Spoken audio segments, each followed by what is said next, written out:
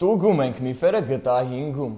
Ստուգում ենք Ռազմիկ Գևորգյանի դերասանական գիտելիքները։ Որը չկա։ Ինչպես է կոչվում դերասանի խոսքի մարզման մասնագիտացված ուղղությունը։ Բեմական խոսք։ Ապրես։ Որ արվեստի ճյուղին է պատկանում դերասանությունը։ Օրես ինչ դժվար հարցեր։ Կատարողական արվեստ, հա? Ապրես։ Որ ֆիլմում է Ջեքը գոռում I am the king of the world։ Պիրատի Կարիբսկը Մորիա։ Չէ։ Ջեքը ով է կերպարի անունն է։ Ասեմ։ Ասա։ Տիտանիկում։ Ինչպես է կոչվում Ավատար ֆիլմի մոլորակը։ Պանդորա։